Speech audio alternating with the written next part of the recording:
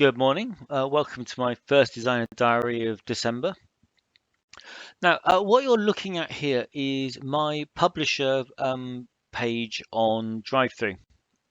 And so you've got, now I've put a top image up here, and you know, because you're not really allowed to put links into DriveThru pages. I had literally just listed my URL there, listed my Twitter handle, Facebook, and YouTube.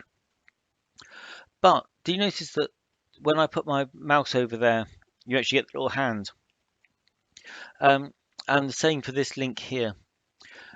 Now, what I've done is where every product page you've got and your publisher page has your publisher logo and this external link for the publisher, that points to a drive-through redirection page on their own domain. So I copied that address and then I've used that as the hyperlink here and here, and that works.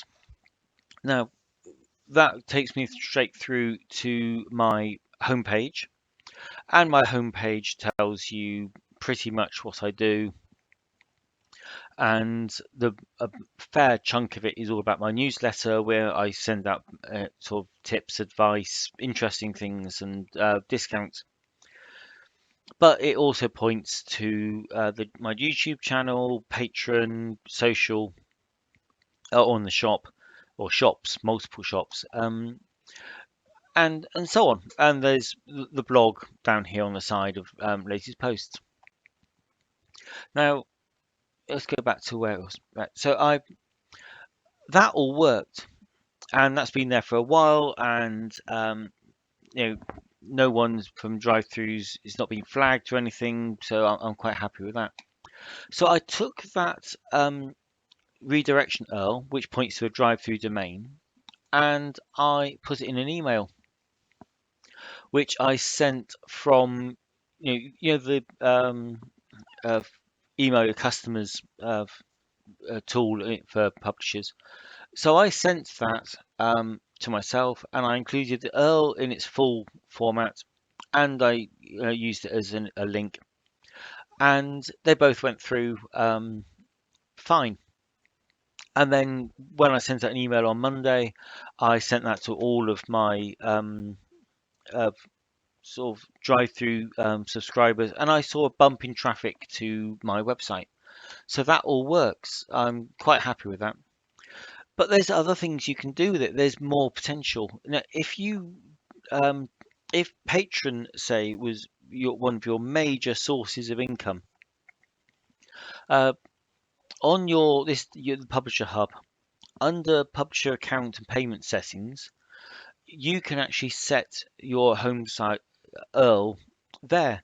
So what you could do is actually put in your Patreon URL in there and save it, then send out an email through the send email to customers and talk about your patron and use that same URL, and it will send people to your patron. Do that, leave that live for a couple of weeks, say, just for any long tail stuff that comes in afterwards. Then change it to your let's say if you're going to do a giveaway on Facebook, you could change that URL to your this one here, to your Facebook page, send the email talking about the Facebook giveaway, and that current that link would then send you to Facebook. And then when the giveaway's over and done with, what you do is you change it back to your main site. So it is not perfect, it's not particularly elegant, but it does work, and it has a lot of potential. So I just sent people to my homepage. I could have sent them directly to my newsletter page, and which probably would be more efficient. Now, my newsletter is, it's very, very niche. I typically get 20 to 30 new subscribers a month, so it's growing. The day I did this, I was getting 1 an hour. So that completely, Again, all my numbers are small because I'm a very niche creator. For solo isn't the biggest you niche in role playing, and most soloists create their own tools, and or they use a generic tool, so it's a very very small market. So I'm actually really really pleased with getting one an hour instead of one a day. So you, for me that's great.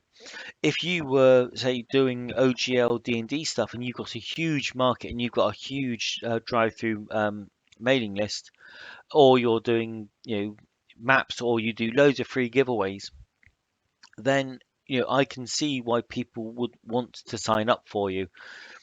So think about where you would want to send them. Set up your publisher address to go directly to where you want them to go, and then you know change that URL, and you can then include it in emails.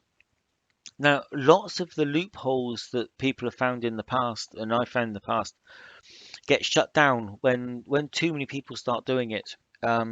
Drive through, they close the loopholes because they really don't want you sending people off site. That's not what they're there. They want you to funnel people onto their site, not send people away. So it's not something to abuse, not something to use all the time. But if you've got something very, very specific that you want to tell people, drive through people about, which but they can't, which you can't email them links to it, then it's a tool that does work. If you are just starting your offsite uh, email newsletter, then this is a way of at least telling some of your, well, no, telling all of your drive-through followers that this exists and what the benefits of it would be. So yeah, that's it. That's my new thing this week.